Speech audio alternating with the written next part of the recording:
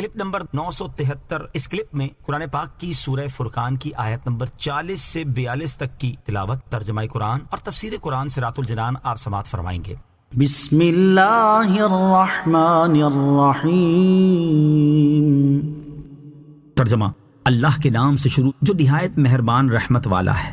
وَلَقَدْ أَتَوْا عَلَى الْقَرْيَةِ الَّتِي أُمْطِرَتْ مَطَرَ السَّوْءِ أَفَلَمْ يَكُونُوا يَرَوْنَهَا بَلْ كَانُوا لَا يَرْجُونَ نُشُورًا۔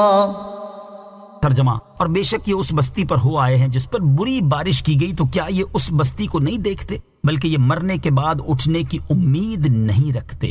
وَلَقَدْ أَتَوْا، اور ضرور یہ ہو آئے ہیں، یعنی کفار مکہ شام کی طرف اپنے تجارتی سفروں میں بار بار اس بستی سے گزر چکے ہیں جس پر پتھروں کی بری بارش کی گئی تھی۔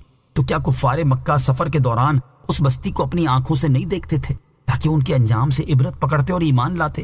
بلکہ ان لوگوں کا حال یہ ہے کہ یہ مرنے کے بعد دوبارہ زندہ کیے جانے کے قائل ہی نہیں کہ انہیں آخرت کے ثواب و عذاب کی کوئی پرواہ ہوتی تو پھر ہلاکت کے آثار دیکھ کر یہ کس طرح عبرت حاصل کرتے اور ایمان لاتے۔ اس آیت میں جس بستی پر پتھروں کی بارش ہونے کا ذکر ہوا اس سے مراد صدوم نامی بستی ہے، جو کہ حضرت لوط علیہ السلام کی قوم کی 5 بستیوں میں سب سے بڑی بستی تھی۔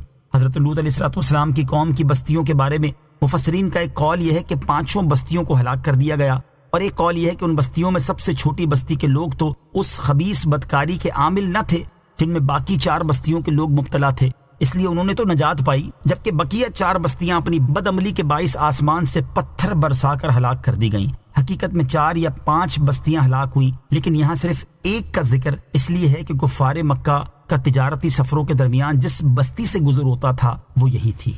وَإِذَا رَأَوْكَ إِن يَتَّخِذُونَكَ إِلَّا هُزُوًا أَهَذَا الَّذِي بَعَثَ اللَّهُ رَسُولًا إِن كَادَ لَيُضِلُّنَا عَنْ آلِهَتِنَا لَوْلَا أَن صَبَرْنَا عَلَيْهَا وَسَوْفَ يَعْلَمُونَ حِينَ يَرَوْنَ الْعَذَابَ مَنْ أَضَلُّ سَبِيلًا۔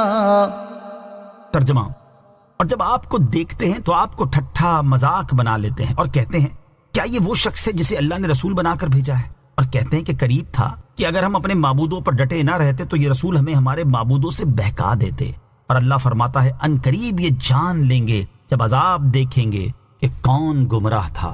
وَإِذَا رَأَوْكَ، اور جب آپ کو دیکھتے ہیں، ارشاد فرمایا کہ اے حبیب صلی اللہ تعالی علیہ وآلہ وسلم جن مشرکین کے سامنے آپ نے سابقہ قوموں کے واقعات بیان فرمائے ہیں، یہ جب آپ کو دیکھتے ہیں تو آپ کو ٹھٹھا مذاق بنا لیتے ہیں اور کہتے ہیں کہ کیا یہ وہ شخص ہے جسے اللہ تعالیٰ نے اپنی مخلوق سے ہماری طرف رسول بنا کر بھیجا ہے۔ ان کادا، قریب تھا۔ اس آیت میں ارشاد فرمایا کہ وہ مشرکین مزید یہ کہتے ہیں کہ اگر ہم اپنے ان معبودوں پر ڈٹے نہ رہتے اور ان کی عبادت پر ثابت قدم نہ رہتے تو قریب تھا یہ نبی ہمیں ہمارے معبودوں سے بہکا دیتے۔ اس سے معلوم ہوا کہ سید المرسلین صلی اللہ تعالی علیہ وسلم کی دعوت اور آپ صلی اللہ تعالی علیہ وسلم کے اظہار معجزات نے کفار پر اتنا اثر کیا تھا اور دین حق کو اس قدر واضح کر دیا تھا کہ خود کفار کو اقرار ہے کہ اگر وہ اپنی ہٹ درمی پر جمے نہ رہتے تو قریب تھا کہ بت پرستی چھوڑ دیں اور دین اسلام اختیار کریں۔ خلاصہ کلام یہ ہے کہ دین اسلام کی حقانیت ان پر خوب واضح ہو چکی تھی اور شکوک و شبہات مٹا ڈالے گئے تھے، لیکن وہ اپنی ہٹ درمی اور ضد کی وجہ سے ایمان قبول کرنے سے محروم رہے۔ وَسَوْفَ يَعْلَمُونَ، اور ان قریب یہ جان لیں گے۔ ارشاد فرمایا کہ ان قریب جب یہ لوگ آخرت کا عذاب دیکھیں گے تو اس وقت جان لیں گے کہ کون گمراہ تھا۔ یہ کفار کی اس بات کا جواب ہے جو انہوں نے کہی تھی کہ قریب ہے کہ یہ ہمیں ہمارے خداؤں سے بہکا دیں۔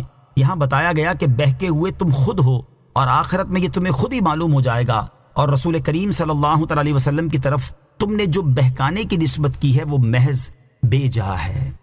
صلو علی الحبیب صلی اللہ تعالی علی محمد صلی اللہ تعالی علیہ وسلم۔ مجھے اپنی اور ساری دنیا کی لوگوں کی اصلاح کی کوشش کرنی ہے انشاءاللہ عز و جل۔ Clip number 900